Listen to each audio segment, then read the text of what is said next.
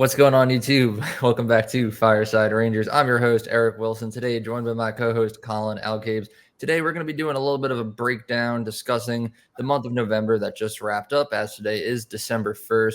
The Rangers did have a pretty excellent month in November, the second month of the 2023-24 season. And as a Rangers fan, I am overly content by what I've seen. There's also some breaking news regarding a new third jersey that was released that we'll be diving into later on in the episode. There's really not much to cover with the news aspect of that, but we'll be giving our thoughts on it, critiques, maybe acting like we're fashion designers towards the end of this episode. But for the main chunk of this episode, we're going to be breaking down the most recent month of play from the Rangers. So before we get into it, make sure you guys like, subscribe, ring the bell so you don't miss a notification. If you're watching us on Apple or Spotify, be sure to give us a 5-star review, and be sure to follow us on all of our social media platforms at Fireside Rangers on Instagram and X, and leave your thoughts on the recent month of play in November down in the comment section below.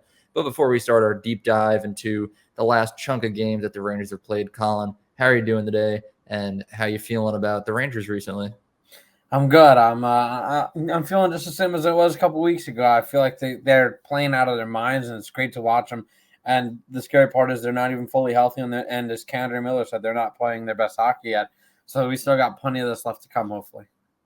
Yeah, and you look back at the very beginning of the month. The first game in November was a 2-1 win over the Carolina Hurricanes, and that's when everything initially seemed like it was going to fall apart. You know, we lost Adam Fox to injury. We lost Philip Hedl. Now, given Fox has come back, Philip Hedl is still in like injury limbo right now, where he's skating by himself, but hasn't skated with the team, and he just got placed on LTIR, but he can come back at any time, really. But it was a rough start to the month. You know, I thought things were going to really slow down for the Rangers, losing their second line center and losing their best defender. But the two players that really stepped up throughout the last month of play and kind of filled those holes and played really well were Erik Gustafsson and Vincent Trocheck. So I want to start off by diving deep into each of them really quick. I guess we'll start off with Vincent Trocheck. You know, he played second line center to be pretty much the entire year last year and his first season as a Ranger. And then this year, Laviolette was like, I'm going to give the kids a shot. We're going to put Hedl up on that second line. Trocheck, you can start on the third.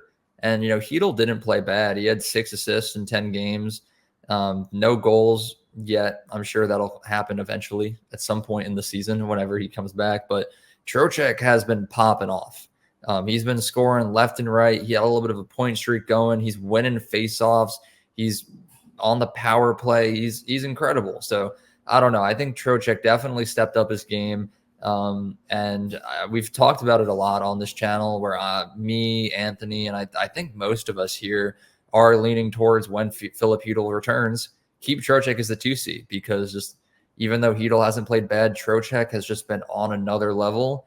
And yeah, I think he deserves his own special shout out and portion of this monthly recap. So that's my take on it, Collin. Just gas him up real quick. I mean, you made good points earlier in saying that I thought as well that the team was going to slow down, losing not only our best defenseman and one of our top point scorers in Adam Fox, but a good player and a solid chunk of our contributions in the first leg of the season, and Hedl as well. And I think that the Rangers were able to just kind of move along without skipping a beat. And that's the beauty of being as deep as we are. It's just the next man up mentality. You know, Trocheck has been very good. He has that chemistry of Panarin from last year, as we saw. And Lafreniere has kind of elevated that line to another level, more so than it was last year. And then, you know, you get Gustafsson to kind of fill that hole. And I know Laviolette liked him, and I know I wasn't as hot on him towards the beginning of the season. I was a little bit worried about how he would play. But I believe it's Phil Housley who's the defense coach. The defense has been tearing it up, and I think of all the defensemen, the worst is Zach Jones, and he's the next man out now that Fox is back. And even, you know, he started off a little slow, but I feel like even he picked it up towards the end once he got acclimated to the NHL level. So, you know, I think that we're very lucky to be as deep as we are, and I'm excited to say that we are right at the top of the league still, even barring those injuries. And now, you know, there's still more happening with Hedl still out and now Kakko down, and who knows what the rest of the season has in store for us. But I think I'm comfortable in saying that we have depth throughout the lineup, and it's really just plug and play at this point. because everybody seems to be jiving with the whole team pretty seamlessly. Yeah, and I just want to touch upon Gustafsson because when Hedel got injured, like everyone knew that it was going to be a blow to the offense. Like someone was going to have to try to step up and fill that role. But, I was confident that Vincent Trocheck could 100% do it because we've seen it before. He filled that role last season and he played really good. He had like a 60 something point season. When Adam Fox got injured, though, that was my biggest concern because, he's our best defender. Like Hedel was a good player, but he wasn't our best forward. Adam Fox is 100% above and beyond the best defender on the New York Rangers. So when he left with injury, I was like, this new guy, Gustafsson, like he's going to have to step up and play with Lindgren. Then Zach Jones is going to have to come up and the defense might just fall apart. But that might have been my worst take that I've had so far this season because the Rangers have been one of the best defensive teams so far throughout this entire season. And most of that season has been spent without their best defender. So Eric Gustafsson, this is like the official apology letter to you from me. I didn't know you had it in you. I know Laviolette liked him because of how he played back on Washington, but I just didn't think it could be reciprocated on this Rangers defense. I thought it was very different play style. I thought initially when the signing first happened, we already have an offensive defenseman in Fox. We have another offensive defenseman in Keandre Miller. Why do we need another one? Well, this last month proved why we needed another one because Adam Fox went out for the entire month. And then Gustafsson really stepped up and was just producing points like left and right in almost every single game. I know, I think I said this in the live stream, but there was like this mathematics equation that was like cheapest point per dollar. And out of everyone in the NHL, Eric Gustafsson led that, where he has the lowest contract with the most amount of points. His contributions have been incredible. And now that Adam Fox is back, I think we're going to see some even better defense from the Rangers. He had his return game the other night against who did we play? I don't even remember. The Red Wings. The Red Wings, yes. And I feel like Fox, he didn't stand out too much to me during that game. He went scoreless. He received a decent amount of playing time though, but after missing a month, I'm not really expecting him to come out and have an incredible showing like that. And the fact that he wasn't bad is really my biggest takeaway. He'll reacclimate himself back into the groove of things going on over there with the Rangers. But I did just want to have to shout out Trocheck and Gustafsson in the first part of this, because I think without those two, this would have been a very different month of November. Maybe not as many wins, but I do also want to touch upon perhaps the MVP, in my opinion, of this month. I have to give it to Jonathan Quick.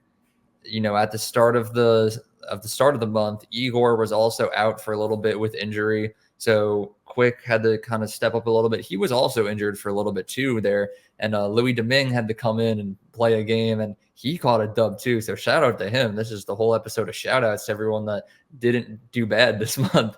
But I have to give it to Jonathan Quick. I forget exactly what his record was this month, but I think it was 4-0-1. And he included another shutout in that span. And with Igor not playing as good as he usually does, not bad, but, just a little bit of a down year, plus a little bit of an injury, Quick really stepped up his game. And I think he's also the most surprising player so far this season, where you just look at when he entered the team and everyone's like, oh, he's just going to be like an old man, a decent backup, kind of just like Halak was to start the year.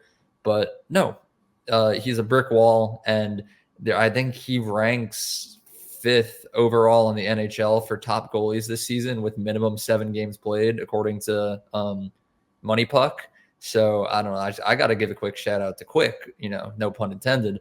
But that's my MVP for the month, Collin. I'm not sure if you agree, but if you have someone else in mind, talk about them. If not, gas up Quick. I mean, there's pretty much 3 players that I could go to. I agree that Quick has turned back the clocks after everybody, including myself, was shitting on him in the preseason. We were even talking about bringing up Garand before the season had even started. That's how poorly we thought Quick was going to be. I knew when they signed him, I was like, oh, he'll be a good veteran presence, a nice mentor to Igor. Not that he necessarily needs a mentor, but it'll be good to have a guy who was once at the top, and he'll be able to give you the tricks of the trade and whatnot.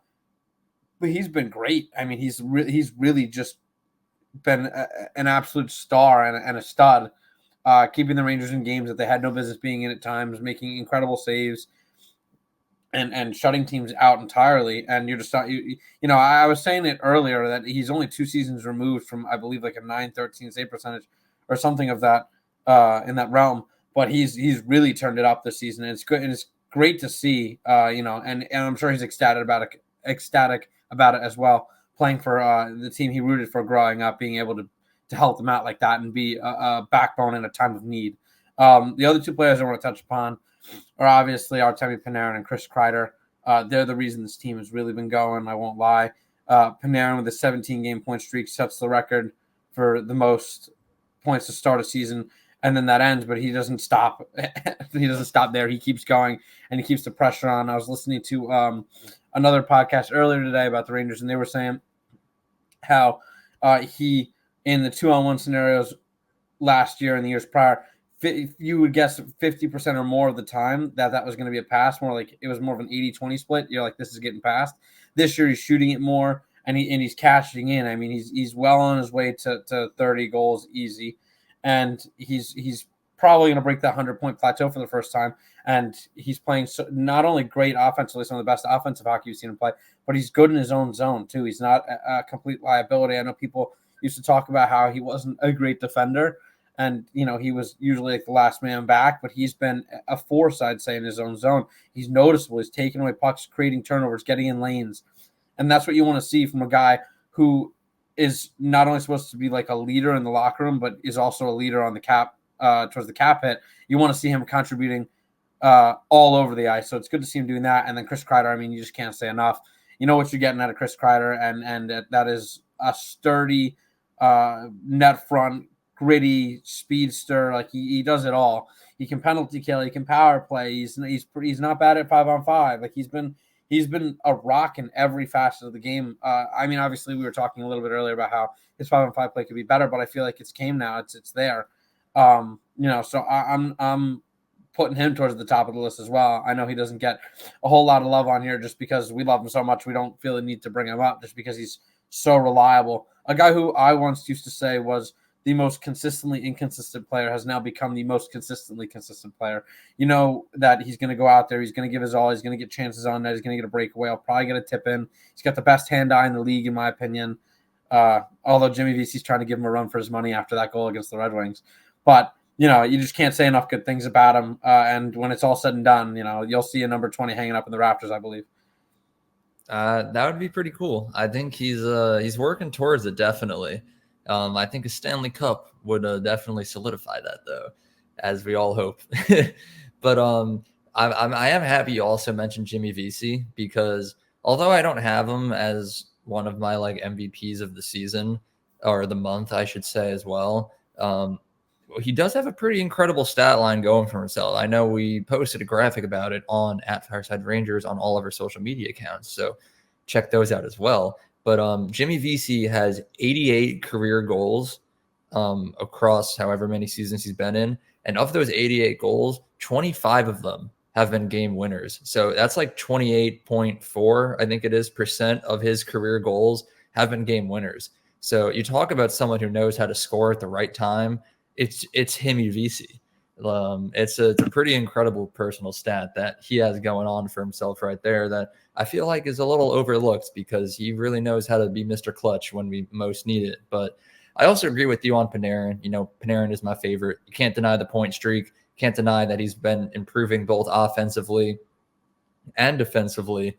And he just looks like a whole new player, especially throughout the last month. Even though his point streak ended, he has kept up his excellent play. So that's what we look for someone who's hopefully maybe aiming for another Hart Trophy finalist. We'll see. Maybe he'll win it this year. I'm not really sure, but I would love to see that.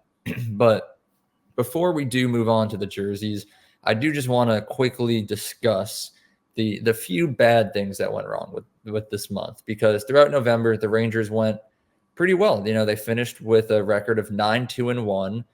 They acquired 19 of 24 possible points, I think it was. So their point percentage throughout the month was very, very high, but they did accumulate 3 losses. There was the initial shootout loss to who was it? To the Wild, which was right after they lost Heel and Fox. So I might give them a pass on that one because they're adjusting with a few roster changes right there. But it's the Wild. They're not the best team this season, so maybe they don't get a pass. And then we took 2 regulation losses to Dallas and Buffalo. So you look at the 3 losses across the month of November, only one of them was to a playoff team where it's currently in a playoff position, and that's the Dallas Stars. And I think that was one of the worst games so far this season. I think the Buffalo one was definitely the most frustrating because that was a game that we easily should have won. But our performance against Dallas, it was pretty rough. We started off decent, and then things very quickly fell apart. And so for the sake of time, we don't really need to touch upon the Minnesota one. It was just bad game, adjusting to the lineup, unless you have something specific you want to discuss. But I'm mainly more curious to hear about your opinion on the Dallas game and the Buffalo one, because Dallas was the only loss we had this season to a playoff team. And it makes you wonder, you look at everyone that we played this month, and there were a lot of teams we faced that aren't in a playoff position. So it's like, are we just really good and just took one bad loss to Dallas, or did the Rangers have a really easy schedule in November and then we just crumbled upon the first challenge of adversity? So just to touch upon the 3 losses before I get into your question here, I think the most frustrating thing about 2 of the 3 losses is we were up. Minnesota game, we were up 3-0. That was the game where they came back, I believe. And I forgot about that. Yeah. We were up 3-0. So yeah, they were adjusting, but we had a lead. Dallas game up 2-0, and they just sometimes tend to get back on their heels, and they watch the game fall away from them. I was at that Sabres game. That game was brutal. Nothing was going our way. Nobody could corral a puck. It was just all over the place. Shots getting whiffed on, passes getting missed. Lazy skating and lazy play as a whole. I thought they just looked discombobulated. Luckily, they were able to come back and put together, in my eyes, a complete performance against Detroit. But I'm not going to say that, to get to your question, that they just had an easy schedule. There's no such thing as an easy game in the NHL. There's 82 games, and any given night, anybody can win. You can see the worst team in the league somehow beat the best team in the league. It just happens. I recall a game last year against the Golden Knights. Rangers were like, we're starting a lock. I was like, oh, we can chalk this one up to a loss, and we won. So, you never know what's going to happen, and that's one of the best thing about not only hockey but sports in general is any given night anything can happen. And so I don't think that the schedule has anything to do with it, because they could have their best night, we could have our worst, like that happened with the other night against the Sabres, and you can lose an easily winnable game. And those trap games, they'll get you. So to only lose 3 games in the month of November is a big deal. And one of those teams being a very good Dallas Stars team, it's impressive. I'm not going to take away anything from them dealing with the injuries that they were, given the fact that the league is so volatile and anything can happen at any given moment. I think that they played to the best of their ability, and they're still not even fully healthy, and they're still acclimating to getting players back and plugging and playing, and they're still not missing a beat. And I think, you can look at the wins that we had against not playoff teams, but then you can look at the wins that we did. I mean, that Canes game felt like a playoff game, and, we lose 2 of our best guys, obviously, but we still win that game. That Boston game, I mean, that was crazy. It's a team that's only lost 14 times in the last 365 days. I mean, now 15 or 16, I think they lost again in regulation to the Blue Jackets after that. But again, another example of how anything can happen. The Blue Jackets beat us. The Blue Jackets beat the Bruins. The Blue Jackets are not in a playoff spot. So, anything can happen at any given moment. I think that we played well against the tests that we've had, and I think that there will be plenty more.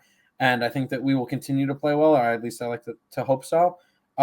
So as long as they continue to put together complete performances night in and night out, and shy away from the trap games such as Buffalo, and continue to play their hearts out even with a lead, I think that they could have won out this month. You know what I mean? They could have left this month with 1 loss had they not fallen back on the lead in those last 2 games.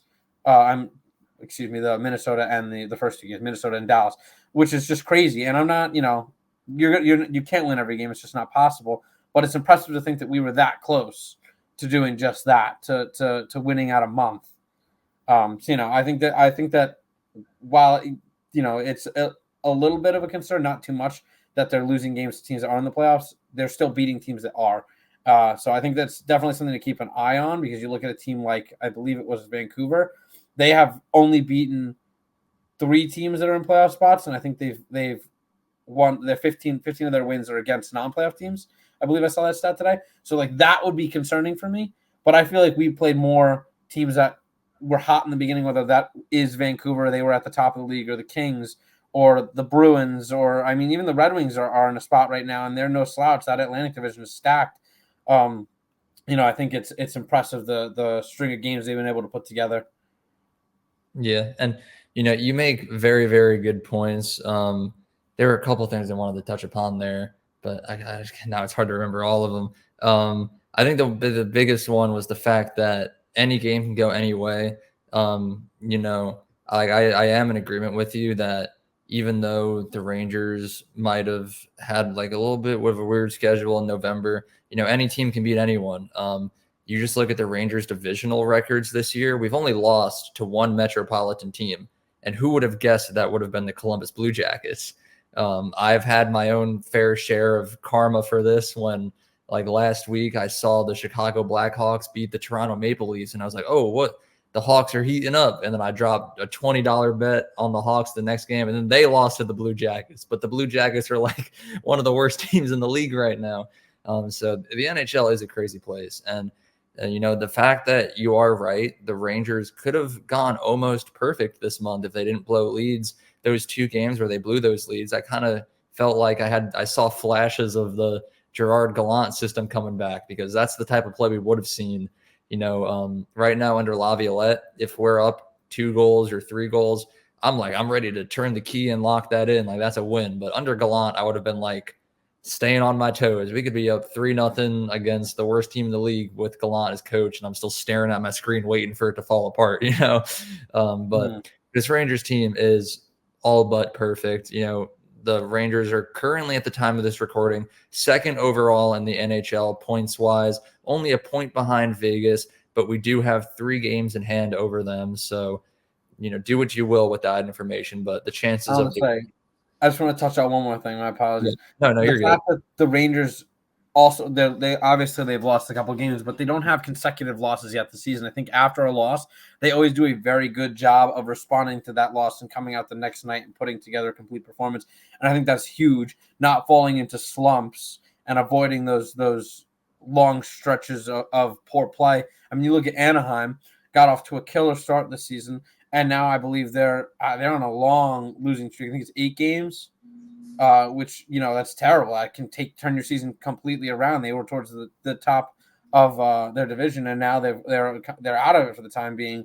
And I think that's a huge thing to also mention, is that they don't really get discouraged. They can lose a lead, they can blow a game, they can come out flat like they did against the Sabres, but then they'll come out the next night. And they're all incredibly hard on themselves in the locker room. You see Shesterkin break his stick after the loss against the Sabres, as I mentioned in a previous episode, and they're playing with so much heart and so much passion that when they lose, you see the somber attitude in the locker room, and then they come out the next night and they just prove everybody wrong again, that they're not as hot as they are, and they come out and they dominate. I mean, they low-key dominated the Red Wings the other night, and the score sheet doesn't exactly represent it, but I believe we beat them by almost 20 shots, and it was pretty telling when you watch that game that they were like, we're not doing this again. Like, they felt they were down. They were like, nah, we're coming back. And then Himbo VC bats that puck out of the air, and we're right back in that game. We're up, and then they're not letting go of it. I think it's just huge to be able to bounce back like that. It's reminiscent of when you look at how the Lightning play in the playoffs. For a while, they had not lost consecutive games. Vasilevsky did not lose consecutive games, and we're doing it in the regular season. Until when? What? Until the Rangers did it. He didn't have back-to-back losses in the playoffs until Igor Shesterkin had something to say about it. Yeah. But I think that it isn't a testament to their success, is the fact that they've been able to string together so many wins with the occasional losses, whether we're talking about the Lightning and the good teams that they've had, or the Rangers this year. It's all about stringing together the success and separating the downfalls, and I think they've done a great job of doing that. I think Laviolette has done a great job of kind of having that, telling the boys in the locker room, just, hey, I know we dropped this one, mentally reset, clean slate, remember what you did wrong, and then let's build on it, and let's go out there and do something and do what we do and win hockey games. I think they put together a couple winning streaks and have not had a losing streak yet. So I think that's just an extremely part of this hot start that the Rangers have been off to. And if they can continue that, I think it's going to be huge going in to the rest of the season, the latter half of the season, and then eventually, hopefully, the playoffs. Yeah, and the overall success of the Rangers, obviously, yes, it's been benefiting the team overall, but it's been rubbing off on a lot of players as well. And I know Adam Fox in particular, as the star defender and alternate captain, being injured like that at the beginning of the month and then not being able to come back to the end, you got to just consider like the mental stress that puts on him. Like, that he wants to be out there playing and helping his team. But he had a quote recently. It was either right before or right after the game against Detroit, where he was like, and this is my paraphrasing of it because I don't have it pulled up, but he was like, yeah, like, of course I want to be out there helping the boys win more games, but just seeing them succeed and winning game after game after game, it kind of relieves stress off of my shoulders and allows me to not feel rushed to get back there and make sure that I'm like not rushing anything and take my time recovering so I can be back at full strength, which it's another thing that you don't really consider. I mean, you've definitely seen a lot of, not even just the Rangers, but in the NHL, like injury recoveries get rushed. Even this season, Connor McDavid, he got injured earlier in the year, and then he came back and made his reappearance in the whatever that outdoor game was earlier. I don't even know what it was called. The Heritage Classic. Heritage Classic, because the NHL refuses to market anything, so I didn't know it was happening until the day of. But but like, he was definitely not ready to play that game, but they put him in anyway because they needed him and they wanted to look good on an outdoor game with their captain.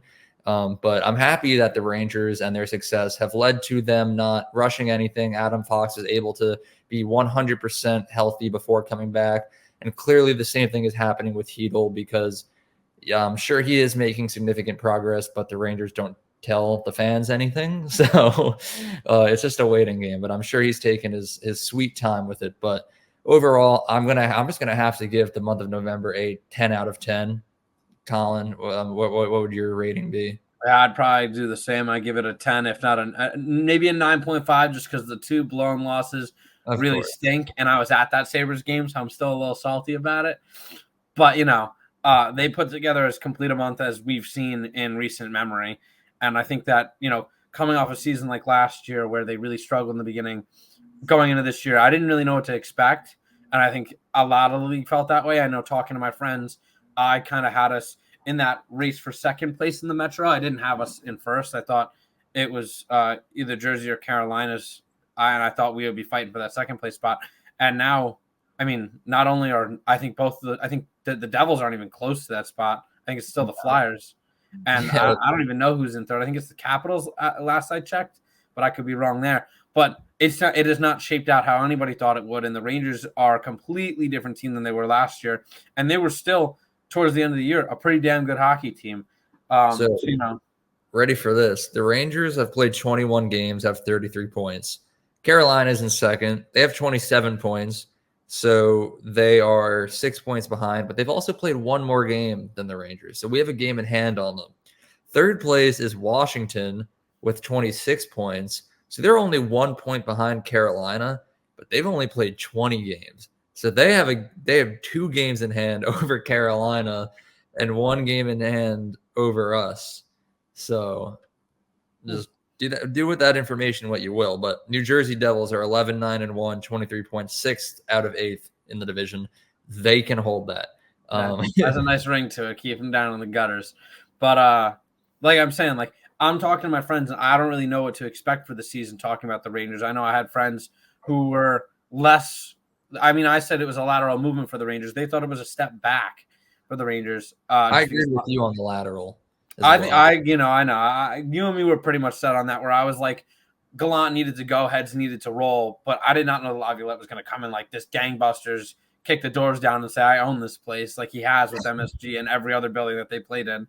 He's been an absolute animal, and he brought in one of the best assistant coaching staffs in the league currently. I mean, you look at that staff, it's just crazy through and through. And it's shown not only statistically speaking, but with the players, just the way that they're talking, the way that they're carrying themselves, they just seem reinvigorated. The players like Panarin and Trocheck, they came in with a new energy. Lafreniere has been reborn. You're getting guys like Quick turning back the clock. Bonino leads the league in block shots. Trouba has completely changed his game. Bonino leads forwards in block shots. Trouba leads defensemen in block shots. Like, everybody's kind of turned back the clocks and are playing some of their best hockey. I know Pitlick doesn't have the points to back it up, but he's been playing well night in and night out. I feel like Blake Wheeler's come on hot a little bit recently. And, VC is one of the better players. If you ask Laviolette for ideal players for a system, I saw this the other day, he would probably ask for guys like Trocheck and VC, the guys who, gritty but also skilled. I mean, VC has been an animal these last 5-6 games. And you'll love to see the contributions all throughout the lineup. I think that this team just looks dangerous. I think they're poised to do some crazy things, and they're not even at full health yet. They're not even at full strength. And most likely, Drury's probably going to try and pull off some of his wizardry and maybe help bolster up that right wing.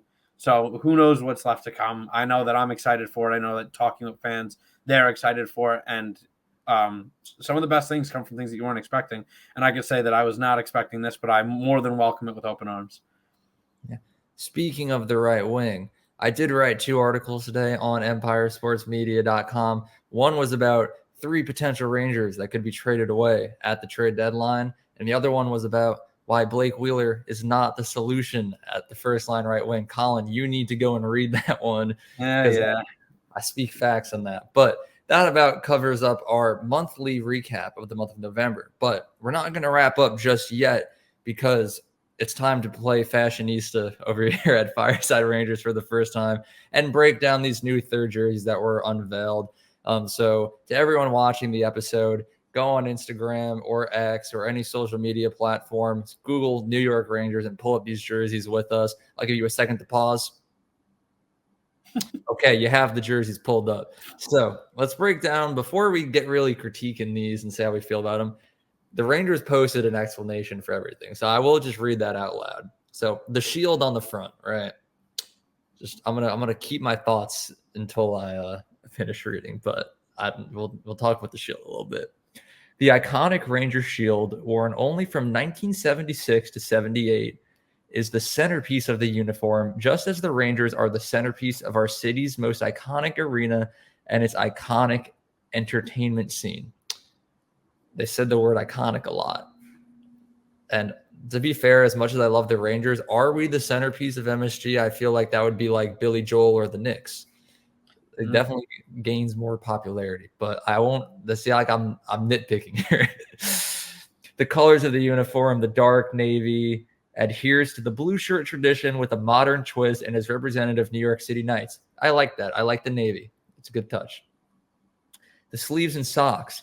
The set's sleeves and socks are made of a unique yarn dye material to ensure premium finish and to emulate the garden's light, streaking traffic and hustle of our city. That might be my favorite part right there, is like the stripes and like looking like the lights on MSG. I'm glad we're in agreement with that part. Yeah, I think that might be the coolest part. Inside the collar, Blueshirts is stitched on the subway tile design on the inside collar of the sweater as a reminder of how our identity is interwoven with our city's identity. So that's the Rangers' explanation for every possible thing on this. Like you said, we are in agreement that the stripes are really cool. When I first saw it, I was like, what? And then after reading the explanation earlier, I was like, that's actually really cool because, when the Rangers play, MSG is lit up all red, white, and blue. Plus, they're in Manhattan. You have the lights and everything going all crazy, the vibrancy of the city at night. And I think it fits really well, as well as the navy blue. I love navy blue Rangers jerseys. I think they're so clean. But my biggest critique is easily the massive crest on there. One, our logo, I don't think it looks good on the jerseys. I wasn't alive back in the 70s when the jerseys looked like that. But growing up as a Gen Z teenager playing the NHL games on PlayStation, you could use the old retro jerseys, and I always hated those jerseys. One, the colors were weird, and two, I didn't like the giant crest. And I feel like at least people in our generation, Collin, like they would agree with that those jerseys were really bad back in the 70s. And for some reason, they brought them back. And, it's really frustrating because a couple years ago, we remade the Lady Liberty jerseys. And those also, in my opinion, were a little mediocre. But I feel like this jerseys that we just produced, if you were to just slap Lady Liberty on that, it'd be so close to perfect. I don't like the numbers either, how they're just plain white.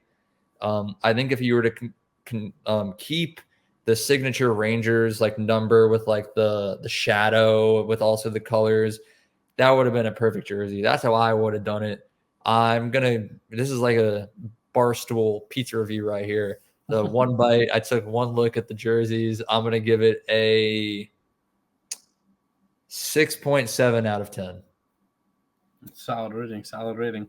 My first thoughts were, because we saw these a while ago. We sent these in the chat. They were leaked a lot earlier than this. I remember we talked about them originally, and we weren't fans. I love everything but the crest. I think they should have left it in what was it, 78? I think we have one of the better logos in the league, but I don't think it looks good on a jersey. I think that anytime they put the crest on the jersey, I think it looks like a practice jersey. I think that there was a lot of opportunity left here. I love the sleeves. I think the sleeves are sick. I love the stripes, and a lot of people don't like that.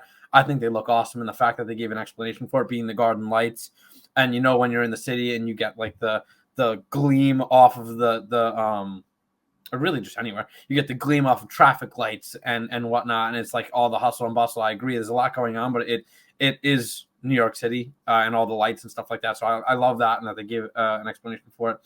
And I love the subway tile Blueshirts that they usually do. I know the NHL does a lot of that, where on the inside collar they do a design. It's one of my favorite parts of most of the jerseys I have, whether it's my Nashville one with the piano, or I have a bunch. But I mean, I love that little touch, and I think it's a great little thing that they did.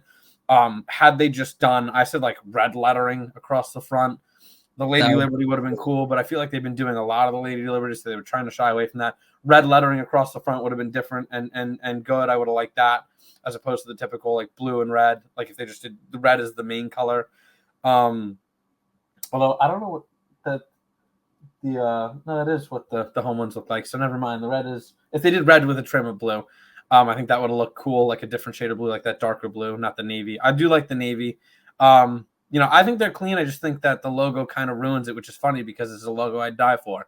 So if I was to give it a one bite, everybody knows the rule, I'd probably give it like a 7.2. Okay, so we're in the same realm of I was a high 7, a high 6. You were a low 2. I don't hate them. I just don't love them. I see the idea. Mediocre. It's like I see the idea. I just see areas in which they could have made it better. It's whether that is the Lady Liberty logo or the classic lettering across the front in different new colors that we haven't seen before. But I think it leaves stuff to be desired. I think the idea was there, but they have been talking about bringing back the crest forever. It's been in discussions for a while. It was just a matter of when it was going to happen. I thought it might be a reverse retro, and I'm happy it wasn't. But I'm just happy it's not the Stadium Series. I think they're going to come out with another one for that, which is just crazy to think that we're going to get to be fashionistas yet again. But like I said, I don't hate them. I just think that they missed a little bit of an opportunity here.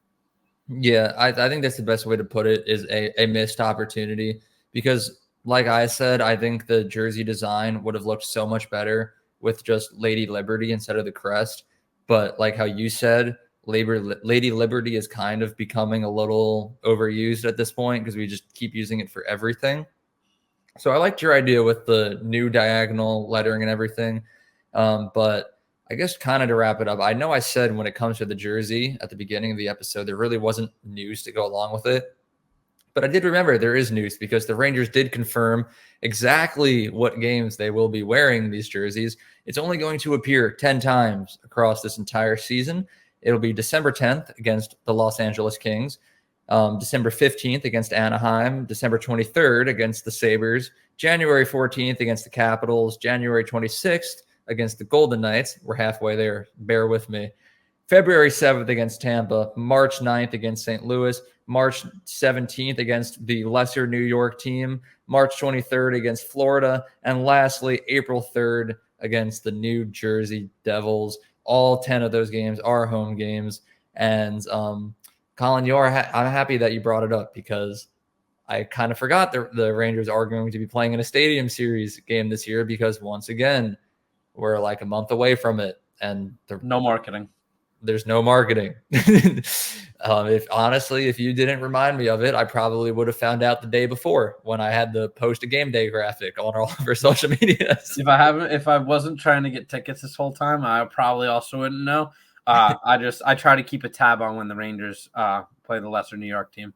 So, but I also did just find out that I will be at one of these games because I did not know they were wearing them against the Capitals. So I will get to see these jerseys live in action, and hopefully I'll get some positive memories tied with them, even though they might not be my favorite. But everybody make sure to leave a comment down below on what you guys think of the jerseys, because I'd love to see what everybody else thinks. I know a lot of my group chats are blowing up today. Very torn. I see a lot of the younger people tending to like them, and I see a lot of my older friends, whether it's like my uncles and his friends or my dad and his friends, they tend to not like these jerseys so much. So I'm interested to see in what our fans think of the jerseys. You want to just continue with the outro? I'll let you. I don't know the outro like you, man. You're better at it. Okay, so that about wraps up our discussion on the month of November, as well as our critique of the new third jerseys released. We're only going to see them 10 times this season. And as far as me and Collin seem to be in agreement with, maybe we'll just keep it to those 10 for the remainder of the Rangers franchise history. But they aren't horrible. It's just all jokes over here. But we just hope that the Stadium Series looks a little bit better. But thank you to everyone for watching. Make sure you guys like, subscribe, ring the bell so you don't miss a notification. If you're watching us on Apple or Spotify, be sure to give us a 5-star review. As Collin made sure to say before I started the outro, leave your thoughts down in the comment section below on both your thoughts on the month of November, as well as the new jerseys that have just come out. And be sure to follow all of our social media platforms at Fireside Rangers on both Instagram and X. We'll be back tomorrow with more daily Rangers content. I'm getting stuttery here because I'm not sure if I'm posting this tonight or tomorrow. You'll find out, viewers, when this is uploaded. But we'll be back either way with more Rangers content for the remainder of the season, including all 10 games that these jerseys are shown in. So thank you guys once again for watching. Have a good night, and we'll be back to you tomorrow. Have a good one, and let's go Rangers.